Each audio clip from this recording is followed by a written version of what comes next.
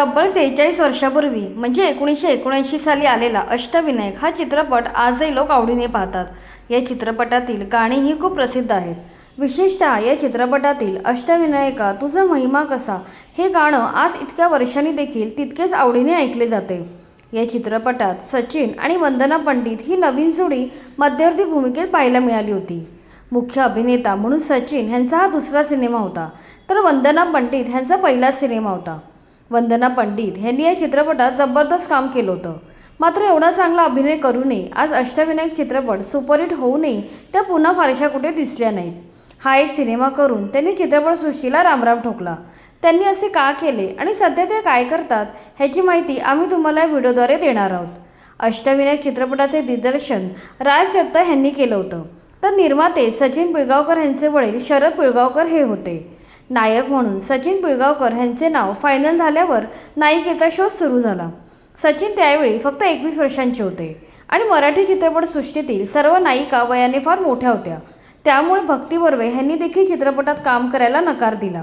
त्यामुळे नायिका म्हणून नवा चेहरा घेण्याचं ठरवलं. नायिकेची शोधाशोध सुरू झाली. त्यावेळी वंदना पंडित या दूरदर्शनवर एका कार्यक्रमात काम करत होत्या. सचिन यांच्या आईने त्यांना दूरदर्शनवर पाहिले होते. त्यांनीच वंदना यांचे नाव नायिकेसाठी सुचवले. वंदनाजींनी तेव्हा अनेक नाटकात कामं केली होती. चित्रपटात अनेक दिग्गज कलाकारांबरोबर काम करायची त्यांना संधी प्राप्त झाली.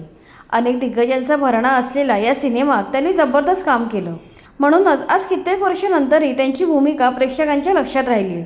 चित्रपट प्रदर्शित होता तुफान चालला. वंदना पंडित हे नाव महाराष्ट्राच्या कानाकोपऱ्यात पोचलं. मात्र प्रसिद्धीचा मोह त्यांच्या मनाला शिवला नाही.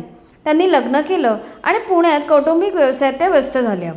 कौटुंबिक जबाबदाऱ्या आणि व्यवसाय यामध्ये व्यस्त असल्यामुळे पुन्हा पडद्यावर काम करणे झाले नाही. पुढे तब्बल 15 वर्षांनी मुक्ता या चित्रपटात त्यांनी चरित्र रोल साकारला होता. पुढे त्या 25 वर्ष गायब होत्या.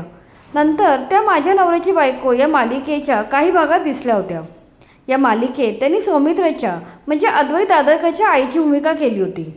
त्यानंतर 2023 साली आलेल्या डेट बीट सिनेमात एका छोट्या भूमिकेत त्या दिसून आल्या होत्या.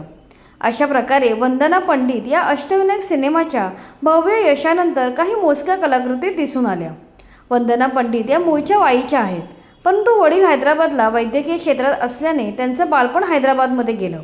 सुप्रसिद्ध गायिका बकुळ पंडित या त्यांच्या भगिनी आहेत. संगीत नाटकात बकुळ पंडित यांचं मोठं योगदान आहे. वंदना पंडित सध्या पुण्याला राहतात. त्यांना जाई आणि ईश्वरी नावाच्या 2 मुली आहेत, तसेच 2 नातू देखील आहेत. 14 वर्षापूर्वी त्यांच्या पतीचे म्हणजे संजीव शेठ यांचे निधन झाले. पतीच्या निधनानंतर त्यांनी धीराने परिस्थितीला तोंड दिले. सध्या त्या आत्मिक आनंदासाठी अभिनय करतात.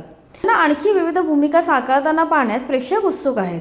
वंदनाजींनी जरी काही मोजक्याच भूमिका साकारल्या असल्या तरी अष्टविनायक चित्रपटातील त्यांनी साकारलेलं वीणा हे पात्र अजरामर झाले आहे.